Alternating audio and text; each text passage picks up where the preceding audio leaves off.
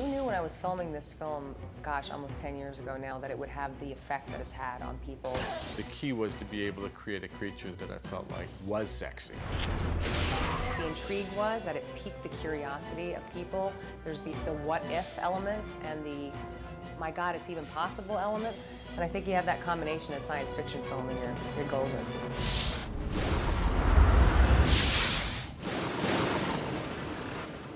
Natasha just came in an open call that we had in New York, and I knew that she was the one. I promise. I wouldn't hurt you. Yes, you would. But you don't know what we had to do to get Natasha in that movie. I mean, it was a very, very difficult process, and the studio was very resistant. I mean, really resisting it. And if it wasn't for just draw the line in the sand and say, fellas, this is the girl, and if this ain't the girl, then I ain't the guy.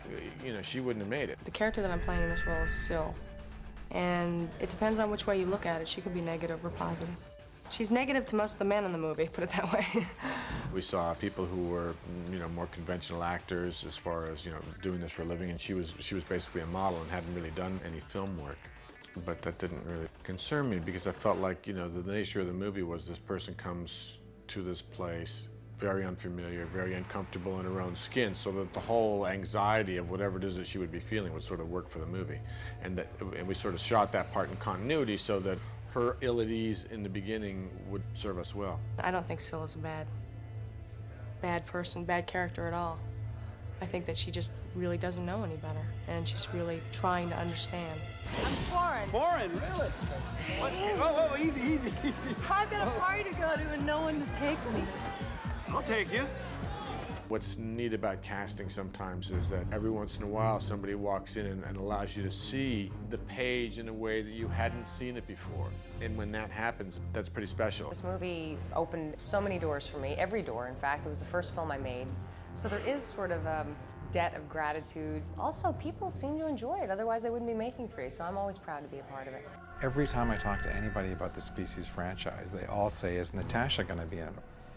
There were some very big names in that first movie.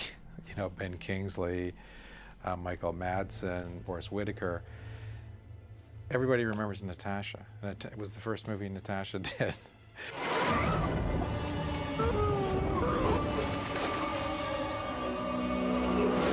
Once you got Ben Kingsley in the movie, it wasn't difficult to tell people you were trying to do something serious. So the tricky part of that movie was just to sort of rely more on sci-fi elements than traditional horror elements, because I was concerned that the cast would appear maybe too upscale for traditional horror audiences. When you embark on a science fiction film, you're playing with colossal ideas. You're juggling boulders. I mean, you're playing with enormous philosophical, scientific, evolutionary questions.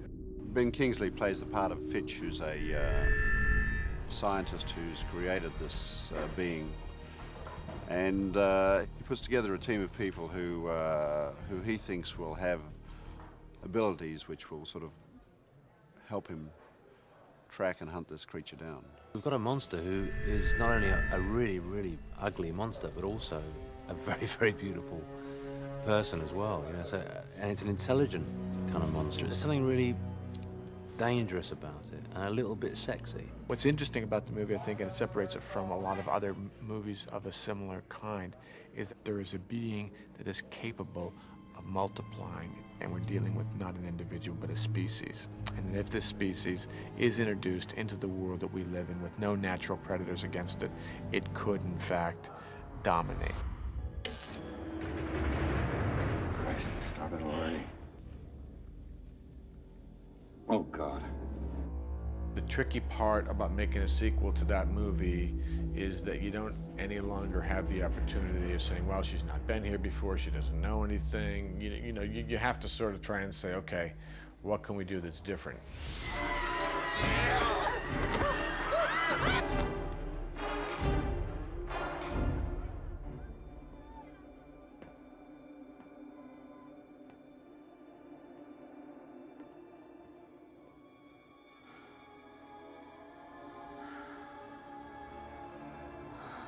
I didn't want to go with a different girl and tell the same story again, because I didn't feel like that was really a valid approach. So we tried to tell a different story that shows how it progressed.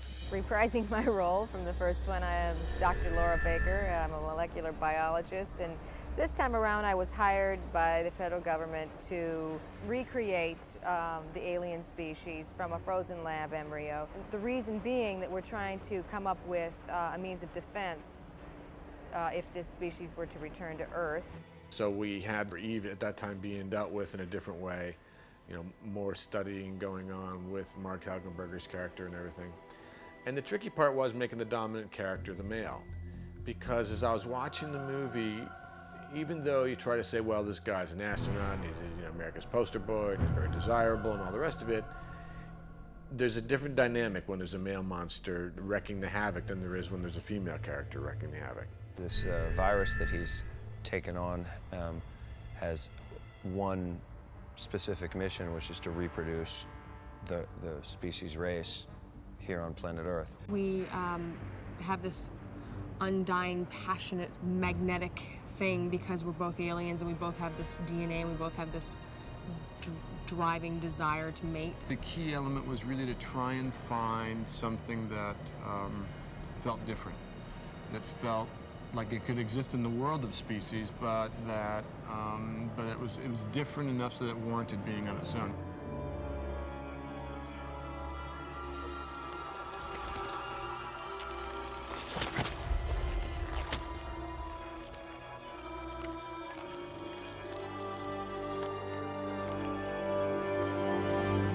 You know, doing these movies is always like sort of a certain amount of action and a certain amount of like stunts and you know, things like that that are involved, and that's kind of fun for me. I love doing that kind of stuff. I really do.